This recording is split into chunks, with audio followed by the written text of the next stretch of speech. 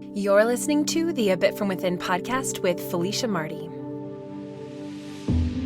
Sometimes you have to feel the sadness, feel the pain, and decide how you're going to let that change you. And pay attention to those signals. You know, what is the resentment teaching you? What is the anxiety teaching you? And you do have to plug deeply into yourself, because the mind is not going to tell you the honest truth. The mind is going to keep you in that ego level. You have to be willing to quiet down and find stillness. And the only way you'll hear the whisper is if you allow the mind to settle enough that it gets quiet and you can hear what's happening deep inside. Hello there, and thank you so much for joining me today for a new episode of the A Bit From Within podcast. My name is Felicia, for those of you who might be new around here, and every week I come here to share just a little bit from within, something that is true, something that I am working through, something that I've noticed. And what's a little bit different this week is that I'm actually recording this late on the evening of the day that the podcast usually comes out. And I know that for most of you, it won't totally, truly matter if you listen to this on a Tuesday or a Wednesday or whatever the day of the week you're listening to it. But I share that just to start to show you this little peek that sometimes life gets a little bit crazy, and sometimes we can't do everything with the expectations that we have of ourselves or even that others have of ourselves. And this is something that I really, really struggle with, because I do have certain criteria that I like to meet. Like, I like to publish my podcast every single Tuesday, and usually I'm recording it on a Monday. But this last week, it's been a lot. I'll share some of what I've been going through with you guys, in the hopes that it helps you either, 1, be inspired, 2, gives you a little bit of a laugh, 3, just helps you to know that when you go through those similar ups and downs in your life, that you are not alone. So before we dive into all of that, I thought it would be the perfect time to talk a little bit about this new moon that is happening. Now, the new moon is actually happening like right now as I'm recording this, which is so beautiful. Actually, I just want to take a moment and take a nice deep breath into that and really feel into some of these new moon vibes that are just all around us right now. Now, if you guys have been following for a little while, you may know my little spiel about the new moon, but I think it never hurts to hear it again. So what I'll say is that new moons are an incredible time for really taking advantage of new beginning energy. New moons are all about intention setting and finding the ability to kind of create something from nothing, which is why the sky is dark, right? And so anytime you come to a new moon, it is like a breath of fresh air, or as though it is a blank canvas. And if you've ever been a creative person, which I believe all of us are, but if you are more familiar with the process of creation and being creative, you know that sometimes you are just inspired and you go right to it and something flows out of you and it's magical. And other times you kind of have an idea and then you have to work it a lot and then you have to go back to the drawing board. And other times you just sit in front of a blank canvas and you are tired and there's nothing coming to you. And at those times you need to just go inward and you need to rest. And I think that all 3 of those experiences are the same things that most of us go through throughout the year at every single new moon. Sometimes we know exactly what we want to set intentions on. And other times we are so busy either trying to play catch up or dealing with what's in front of us that even just coming to the new moon with this sense of, okay, all I need to find right now is rest, to really sit with the fact that I have a blank canvas in front of me and just knowing that it's blank, that new beginning is right there, that is more than enough. So I'll share a little bit about what is happening astrologically, other than the fact that we're at a new moon. Right now, the sun is in Cancer. The sun moved into Cancer last week during the summer solstice, so we are officially into the thick of Cancer season. And not only is the sun in Cancer, but because it's a new moon, then the moon is also in Cancer. So the moon and the sun are on the same page. That's how I like to look at it when two celestial bodies are together. It's like they're very strongly on the same page. And so that's part of why this lunar energy kind of kicks off with the new moon, is that there's this very strong vibration that's kind of casting I'm going to just use the word spell for lack of a better word. It's kind of, or it's leaving an impression for the month ahead. So what does that mean for us when the sun and the moon are in Cancer, in the sign of Cancer? Well, first of all, it is very special because the moon actually is ruled by Cancer. So there's even more of a very special relationship between this season, this zodiac sign, and the moon. And actually, the moon can actually inform us quite a bit about some of Cancer's strengths. The moon is very much about our deepest feelings, our truest needs and desires, and what do we kind of want, it's really more about what we need, what actually meets us. And I think that is very deeply connected to our private selves, right? Because we don't go around all the time showing everybody what we need and want, or expecting just anyone to give us that. It's usually something that we kind of hold deep inside. And Cancer can kind of be like that as well. Cancer is very much, well, it's a sign of nostalgia. It's a sign of looking backwards towards the past. It is a sign of home and coziness and protecting the home and a fierce sense of loyalty, and that big mama bear energy that can be soft and nurturing, but also be strong and protective and lay down the law when she needs to. The sign of Cancer is a very maternal and feminine sign, and yet not in a way that is always soft or a pushover, even though sometimes it's kind of been portrayed that way. Sometimes the sign of Cancer gets known as just, oh, what an emotional, moody sign. Now, those things kind of come with it a little bit too, because as a water sign, and the sign that actually the slogan is, I feel, there is a lot of emotions here.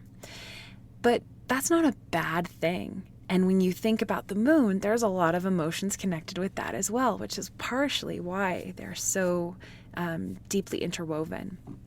So I think that one of the best ways that you can approach this new moon, and obviously you're going to be hearing this after the new moon is officially passed, but the waves of it are going to continue for the next 2 weeks ahead, leading up to the July 13th full moon. And then again, like I said, this impression is going to be here through the entire lunar cycle of this 28 days in front of you. So it's not too late, no matter when you listen to this, to really think about this theme in your life. And that theme that I'm really tuning into right now has to do with us taking off the mask. You know, the mask that we wear out in the world. You may not do that out while you're out in the world. You might wait until you come home, which so many of us do, right? We get home from a long day and we might have stuff happening in our house that nobody else knows is going on for us. And we might be, bubbly and charismatic out in the world, and we come home and we all of a sudden are in our feels, and we are maybe plugged into the sadness that we feel, or vice versa. Sometimes we hide our joy from other people because we don't feel like it's any of their business, and then we come home and we're just, especially if you're really introverted, I can be very introverted, at those times you're just like deep in your feels. So partially we're focusing on taking off the mask. And I think that is going to be a theme that kind of moves throughout this month ahead, is who are we in our private life? And what role is that playing in our lives? Is there some more of ourself that we need to move out into the public sphere? Is there masks that aren't serving us anymore? Also, are we meeting ourselves truly when we are even in our private selves? Are we asking for what we need? Are we taking care of ourselves with that own ability to nurture ourselves, to stand up for ourselves, to deeply care for us the way that a mother would? There comes a point as adults that many of us have to really realize, how can we nurture ourselves? And so this is a little bit of a moment for that. And the other thing that I will just put out there, because especially if you have a little extra time this week or a little extra bandwidth, this could be a really good time for refreshing your home. Now, I wrote a lot more about this and actually created a whole lunar ritual around this that's available in our Cancer Lunar Guide. That's through our Patreon page. But you don't necessarily need the guide to do this. Just refresh your home space. Take care of making sure that the spaces that you spend time in are clean, that they're working optimally for you, that they reflect something that brings you joy. So if it's time to kind of clean out something, or if it's time to order something new, or just change the energy, that's a lot of what the ritual is about maybe smudging the space or just moving the energy, just finding a different frequency that can move through even a portion of your house or your whole house, depending on how much energy you have. And, that's just a place where you have to be real with yourself, because like I said, if I'm already just getting to the podcast late, that I haven't had a chance to do that ritual for myself yet. But that's actually one of my goals for tomorrow. And I'm just hoping to kind of tackle our downstairs area, or our main level, where our living room and kitchen is, and entryway. And I just want to kind of move energy through there and keep things fresh. So anyway, that is what's happening with this new moon. And like I said, this will kind of be the energy that continues to build. You can keep focusing on your intentions all the way leading up to that July 13th full moon. And of course, I will share more information about that when it is time, but no need to get ahead of ourselves. So let's take a quick break, and then I will come back and share all about what has been happening. So in full transparency, everything going on right now has been a mixture of a lot going on personally and a lot going on professionally. Last week was my birthday, which you guys know, obviously birthdays are a big deal in our little family. And I love the summer solstice. I love that time of year. And so I was very excited to carve out a day off for my birthday last week. Normally I would take out something like that, but I'm going to leave it in for, hopefully that made you laugh just a little bit. Last week, we decided to spend the day. I didn't have huge plans for the day, but we ended up going down to a little restaurant here in Denver called Lucille's. And it is kind of a Creole breakfast food place. And so we had beignets, and we had a giant biscuit, and I ordered a cheese omelet, and it was so good. And then we went over, we had to run an errand because a couple months ago when I was photographing a wedding, my lens fell off my camera. It was quite a surprise and a shock for sure, and the lens broke, and so it's been being repaired, and so I had to go pick it up. And then we decided to head over to Hudson Gardens, which is a beautiful little garden and park in Littleton. And we just walked around, and we ended up, it's one of my favorite places because they have all of these ponds that have water lilies, and I love water lilies. So we just kind of walked around and sat by the pond, and it was a really good chance just to slow down. And I really, really needed that. In fact, I always forget how much I need to slow down. I mean, sometimes I don't forget it. Sometimes I know it and I still don't do it. So there's that. But for me, that was, just a beautiful way to do that. And then the day just kind of unfolded so fast. It was like we ended up having plans with my parents, and my dad decided to cook us like a barbecue. He made like brats and hamburgers and salad and corn on the cob, and it was just really nice. And of course, they all spoiled me with presents, which were so fun. I mean, who doesn't love that? And we got home really late that night, and on Friday, which was 2 days. So my birthday was on Wednesday this year, and then on Friday we were leaving for a little bit of a mountain adventure for work. I had an engagement session, and then the next day was a big wedding for all of us. We had all 4 people from our team out there photographing and doing video for this wedding. And so it was a big kind of travel-ish work weekend. And so on Thursday, I was just preparing for that. And on top of it, we had a lot of therapy scheduled. Well, I did. I had my own personal therapy session scheduled, and then Dave and I are doing couples therapy as well, just to help us work on our relationship while he's going through a lot of sickness. And, we are figuring things out together. It's something that's really important to us, is that we are actively working on our relationship and our issues, so that we can be better for each other.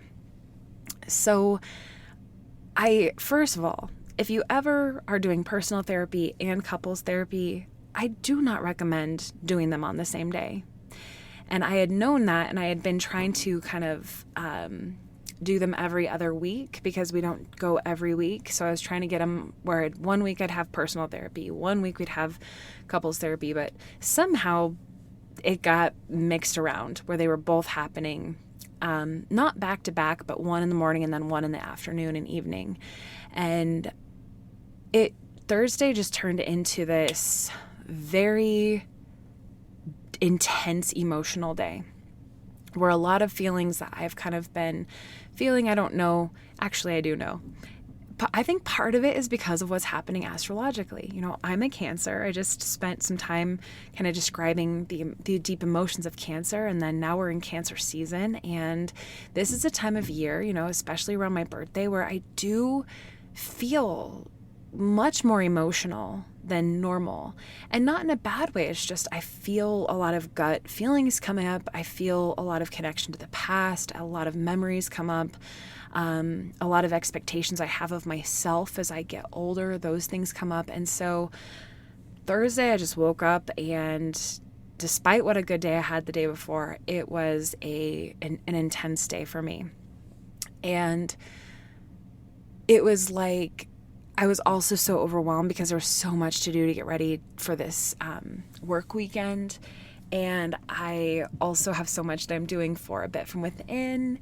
And my photography business is so busy right now because we have so many June weddings. And so as it kind of it felt like it got into this pressure cooker, where it's just the pressure is building and building and building.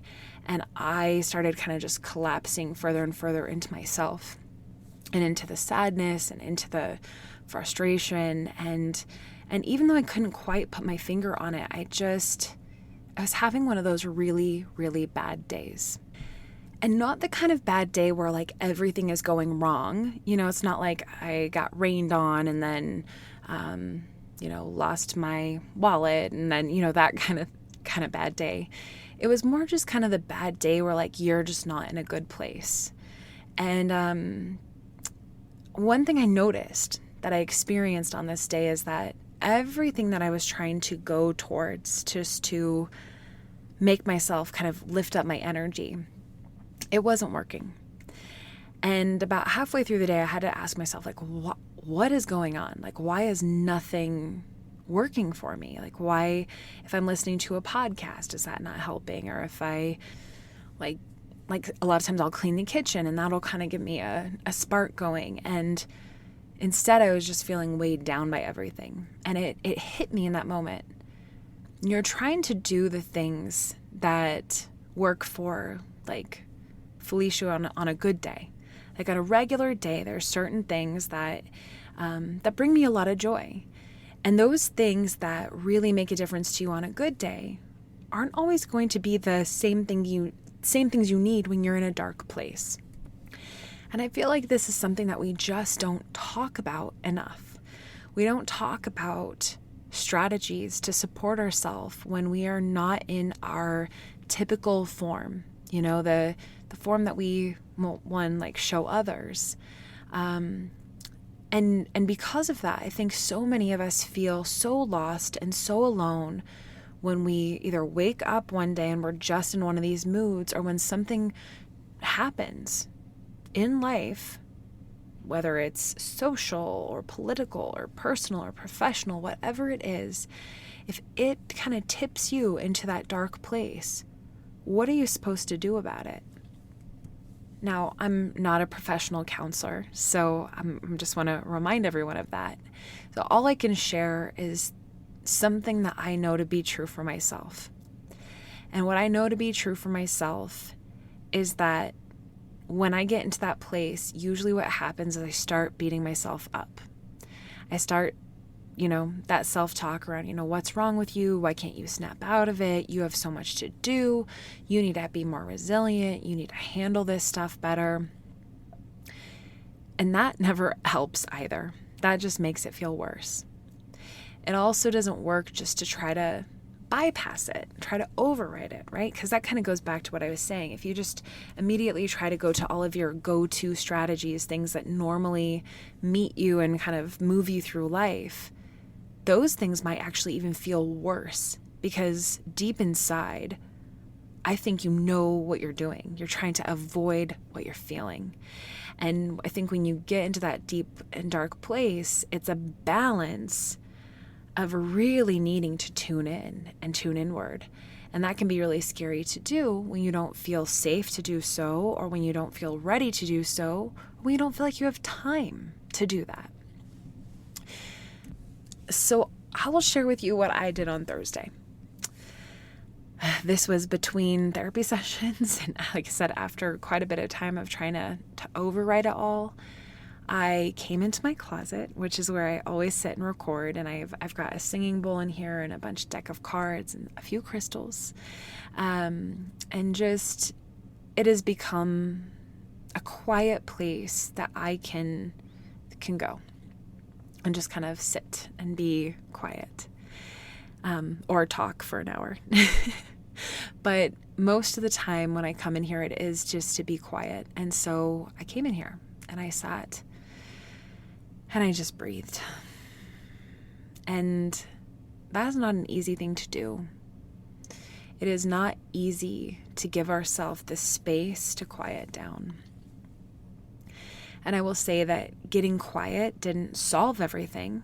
No, I didn't walk out of here instantly feeling like my entire vibration had changed. But what I did notice is that at least the voices of resistance and the voices of self-judgment and the anxiety to change where I was at, that subsided.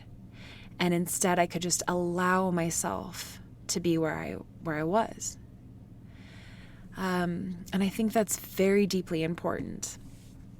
And, after that, I decided to take a bath because I am a water sign. I have a lot of water in my chart. I want to go to the water when I also am craving that stillness and that quiet. And I just stayed in the stillness, stayed in the quiet. And then, as the night went on, life had to pull me along. I had to show up for the work I needed to do. I had to show up for the conversation with Dave. And that was tricky too.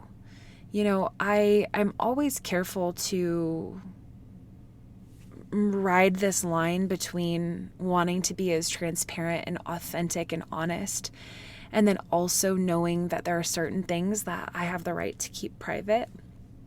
So what I'll share, what I feel comfortable sharing, is that being in a relationship is really hard. Even when you are in a relationship with somebody who really cares about you. And I will say that that's true for Dave and I. Like, we both desperately and deeply care for one another. We have a massive amount of respect for one another. And that's helpful as we figure this out. But, I think every couple has those things where it's like, can we figure this thing out? And you either do, and you get through it and you make it work and you come to an even deeper place of real love, or you realize that you can't figure that thing out and you try to move on in spite of that and kind of just ignore it and have the same fight over and over, and you don't really move beyond that. Or you can't and you decide to go your separate ways. And so I think that for Dave and I right now, some of the stuff we're working through is like we don't know which direction we're going. Like, we're fighting, obviously, not, well, I mean, we do fight, but we're fighting for that ability to move beyond, to work through it, to accept it. And as much as I would like to say, like, oh, that's just a choice, like, you just have to make the choice, it's a lot more complicated than that. And so we've just been kind of prying the door open deeper and wider to really talk about what's really at the heart of that issue. And it's some deep stuff. And so, we finished that therapy session, then we both looked at each other and we were like, okay. And now we have to compartmentalize everything we are doing, because now we have to hop in a car together the next day and go have this professional adventure and go have some fun, right? Because we rented an Airbnb, we're in the mountains for the weekend, we're working with and meeting with all these amazing couples who are just like our friends and who we have so much fun with. And so let's just go do it. So we hop in the car the next day, we drive up to Silverthorne. I had rented this Airbnb for us for 2 nights, so for Friday and Saturday night. And, Airbnb is such an interesting thing right now, because for a long time, actually my very first experience with Airbnb was back in 2014, and it was in Europe, and it was one of those where like you don't get the whole place to yourself, like you rent out a room in somebody else's house. And let's just say, like, it was not for me. Like, I am not a person who feels comfortable in a stranger's house like that, like with them right there. I remember there was like a night where like one of us got sick, and like that was so uncomfortable to be in somebody else's house while you're sick. Then the man was very nice who we stayed with, but I was just like, nope, that's not for me. And then after that, we've used Airbnb a few times. You can find really cool places, and it's very homey, it's very familiar. That's definitely something that appeals to me. But right now, the more and more Airbnb options there are, and the more you read reviews, and more people are doing it, and there's so many people that are just really needing that passive income, so they just buy a place and they immediately just put it with, like, I'm just gonna be honest, like the cheapest furnishings, and they make it look good in the pictures, and then that's it. That's definitely kind of what we experienced. Like, the place when you walked in, and I swear I never leave like bad reviews on Airbnb, and I didn't leave a bad review, but I did. I left a good rating, and then I just left my honest experience, because I read through reviews and I wish that somebody would have said this about this place. Like, it was very much like bare bones furnishings, and they like touted that they had a steam shower, which I was really excited about, which, I mean, I don't know why, it's not really that big of a deal, but it was just one of the amenities that I thought was really cool. And it was this really cool steam shower, but the drains like didn't work. And so there was like all of this, like you just ended up standing in your like shower water, which is gross. So like that happened. Again, I know that's not necessarily their fault, but when I looked back through reviews, there was like 3 other reviews that said the same thing. So, and I hadn't seen those prior to when I booked it, and I did have to book it a long time ago. So anyway, so there was that. And then another big thing, I don't know about you guys, if you're in a relationship with somebody and you share a bed with them, but Dave and I, when we bought our house, like we bought a king size bed, and it has been important to say the least. And so when we walk into this place, it's a 1-bedroom apartment, and it was supposed to sleep 4 because I wanted a place for my team to crash if they needed to after the wedding. And it definitely had the world's, like, I guess I can't say the world's tiniest bed, but I was expecting like at least a queen size bed, and it was definitely a full size bed.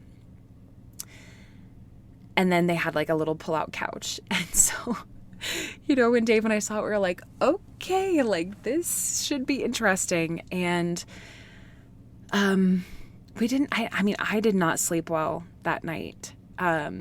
And it was very uncomfortable, and nobody wants that before they go shoot a wedding, but you make it work. So we ended up, anyway, I said all of that in my Airbnb review. That was honestly what happened. And honestly, I kind of feel ashamed sharing this, but I guess it's part of the point, is we ultimately decided not to stay there on Saturday night because it was just such an uncomfortable experience. Oh, and one more thing about the Airbnb. They had a fan there. Dave likes to sleep with a fan. I don't mind the cooling experience of a fan, but I hate the sound of a fan. So it's always been a little bit of a thing for us. So they had a fan, and he was so excited about it. But when he turned it on, it literally sounded like a professional fan you'd bring into like dry carpet after you clean it. Like it was like, I mean, it was so loud. Even Dave had to turn it off because he's like, I can't do it. So it was an interesting experience. So that happened. And then we ended up having the most amazing day ever photographing this and videoing this wedding up in Silverthorne. The best couple, the best families, it was an awesome day.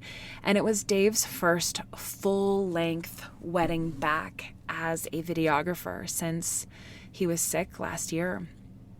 And so I think it was just a really happy victory for us that he is well enough, is starting to make that recovery to be able to have that. And he did a great job. He had, a couple moments, but overall it went really well. We had a great time. Left that night, came home early. Of course, because we were leaving after a wedding, we didn't get home until like midnight. And then, of course, I'm, a little bit of a type A person, so I have to get all the laundry going and put all the equipment away and upload all the pictures. And so it was a very late night that night. And then Sunday, it was a crazy day. Started out with us, I hate saying this too, but like on our morning adventure, we like to go get coffee on Sundays. On our adventure, we hit a squirrel. It was like one of those terrible things where you try and then the squirrel like doubles back, and then it was horrible. And we joked later that it was kind of like this omen for how the entire day was going to go. Like we should have just gone back to bed right then. And it was a tough day because when we came back, we knew we had to keep opening that door.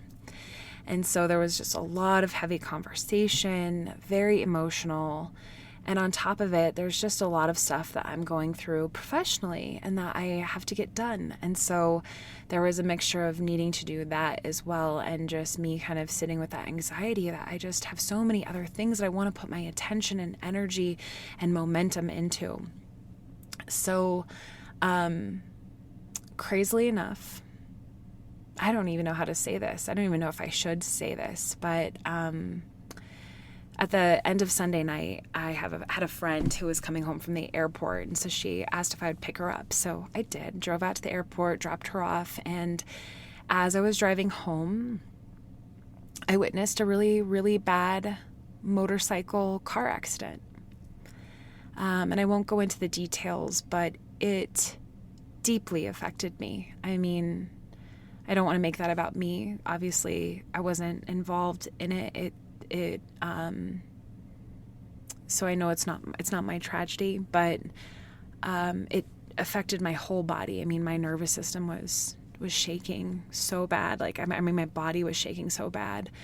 And I had to stay and give a statement and a witness statement, and it just really put things into perspective. The way that, sometimes life does. So when I got home late that night, it was already a late night. It had already been an emotionally exhausting day. And, Dave and I had to just kind of stay up and finish the conversations. And I'm really glad we did. We got to a really important place. And I don't know that would have happened if it hadn't been for all of the momentum kind of happening. Sometimes things do have to fall apart in order for them to fall back into place. And so that was the start of my week. Go to bed on Sunday night at like 3 a.m. And then yesterday, just right out of the gate, so much to do for the photography business, weddings to catch up on, sneak peeks to post. Of course, the new moon is here, so I was working on our guide for that and just wanting to put so much good energy into this month's guide. And I am I'm taking an astrology course right now, so I'm trying to study for all of that. And then today, again, it just kind of unfolded how it did. And the main reason that I'm, sharing all of this with you is that I think the lesson that I'm learning, the little bit from within, one, you just can't control everything.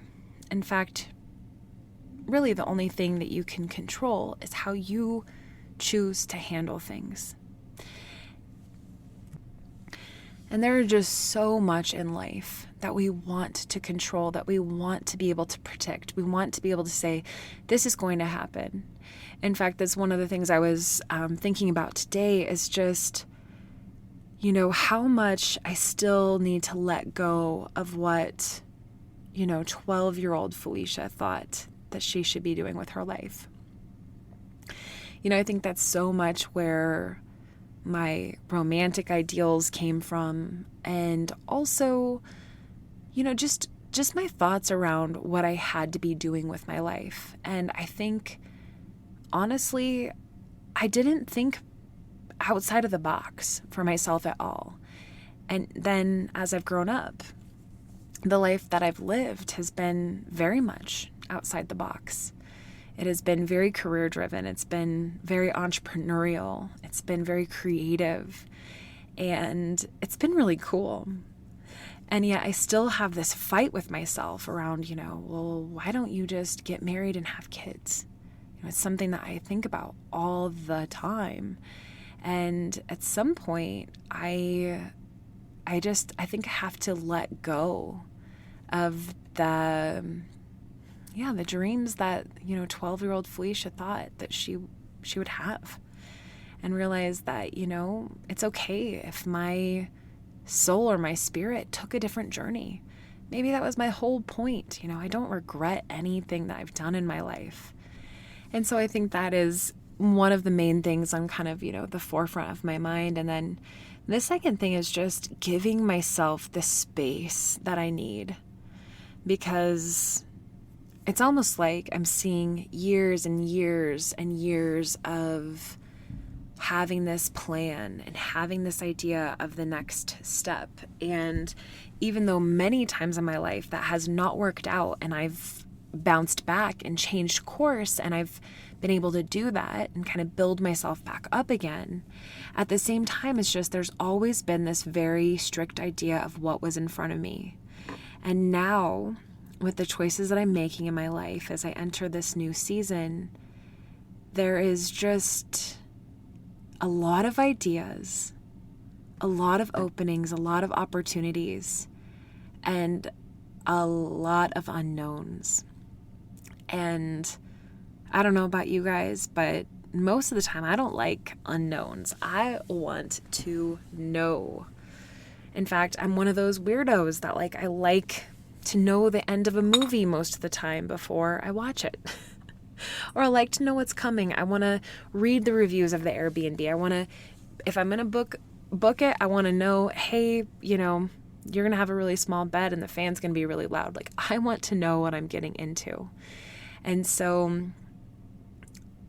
there's a part of me that really wishes I knew exactly what was going on. And yet there's this other part of my soul that is just so excited to sit with the unknown right now, that I kind of get keep breathing into these next few months ahead and feel all of the possibilities that anything could happen, that things that I used to do could become available to me again.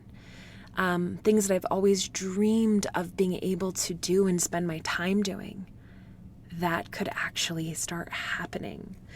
And it feels so good to know that.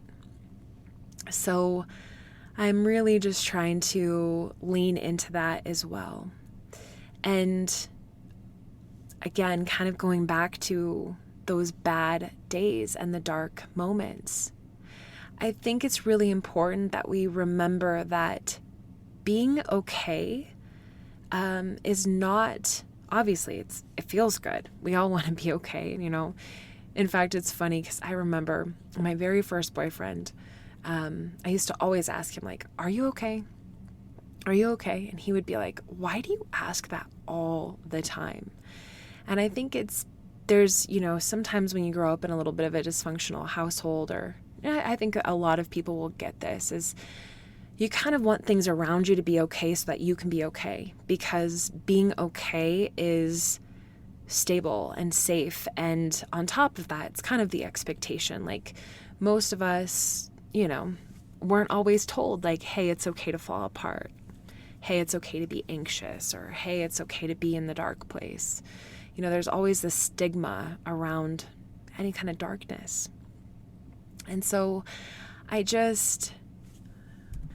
want to make space for knowing that it's not always about being okay in life. Sometimes to become okay again, or even become okay in a better place than you've ever been before, sometimes you have to be not okay. Sometimes you have to feel the sadness, feel the pain, and decide how you're going to let that change you, and what you're going to do about it, and pay attention to those signals. You know, what is the resentment teaching you? What is the anxiety teaching you? And you do have to plug deeply into yourself, because the mind is not going to tell you the honest truth. The mind is going to keep you in that ego level. You have to be willing to quiet down and find stillness, because, you know, that voice from deep within, it's not a yeller, it's not a screamer, it is a whisperer. And the only way you'll hear the whisper is if you allow the mind to settle enough that it gets quiet and you can hear what's happening deep inside.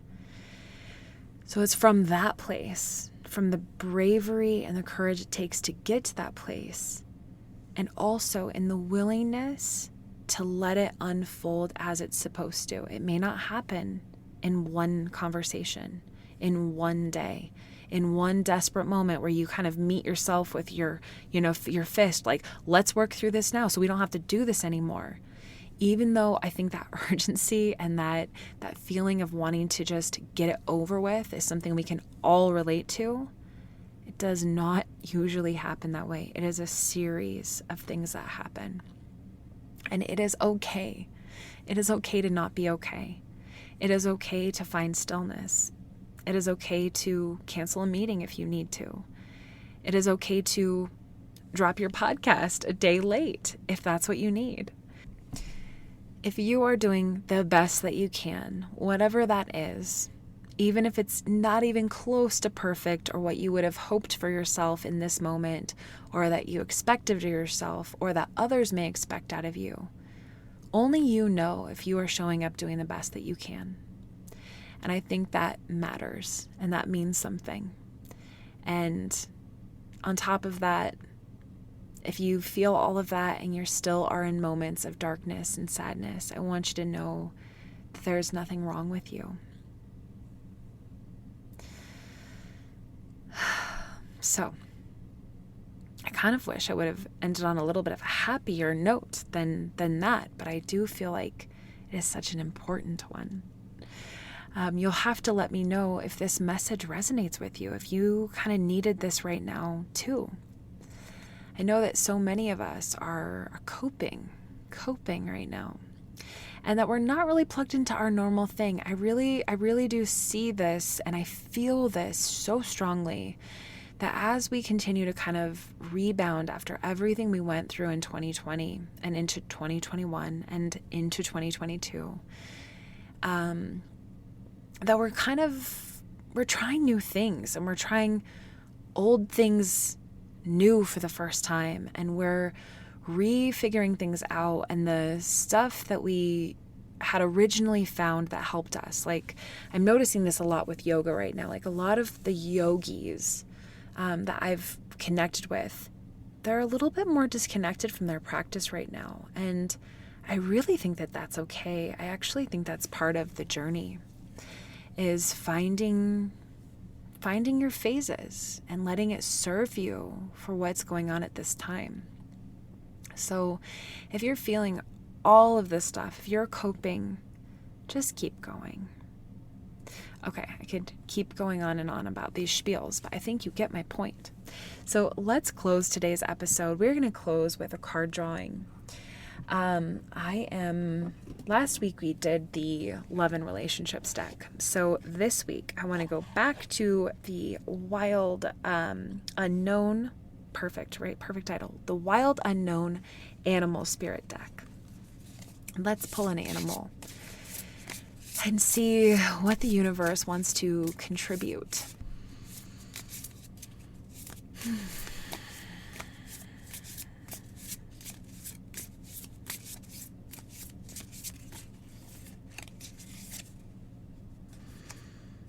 Wow, this is a beautiful card. It's the Elk card. And I haven't read this one before, so let's see what it means. Elk. Stable, resilient, headstrong, the father. The great elk represents the earth element in its masculine form. This means it provides underlying support and stability amidst life's many changes. An elk personality, whether male or female, is fully established in themselves and knows their core values. They become known and respected for acting in ways that uphold those values. Sometimes the elk's ego can become inflated, but for the most part, they make damn good fathers, mothers, lovers, and friends. I love that. It also says the world needs more elk energy, and personally, I have to agree with that. I think that's something, honestly, it resonates very strongly with me because I like stability. Who doesn't? But I do know that even knowing my own natal chart and having a Taurus moon in my natal chart, it does make me really appreciate things that are stable and steady. So I love that. And I love how it said it provides underlying support and stability amidst life's many changes, because that very much connects to what we were just talking about, that sometimes there's so many things that you just can't predict, or things come up, and big things, small things, heavy things, tiny things, all of it. It's just we're constantly navigating our way through it. So the more steady we can be, the more we can take care of ourselves, the more we can nurture ourselves and be our own leader, and do that with conviction and self-respect. I think that goes a long way. Okay. With that, I will leave you for today. I will be back on my normal schedule. That's my plan for next week. I hope that you have a great start to your month of July. Can't believe that I'm saying that, the 7th month of the year. And I hope that you really enjoy this new moon energy. If you want the Cancer specific guide that I created, this lunar guide for this month happening right now, you can get it from our Patreon page, which is patreon.com/abitfromwithin. We've got lots of different options, including listening to this episode ad-free or all podcast episodes. And the other thing is, if you just want to start working with the new moon in a little bit more of a generic way, I do have a free guide available on my website. So if you go to abitfromwithin.com/free guide, you can download just a very introductory new moon and full moon guide. It'll kind of help you get your feet wet with it.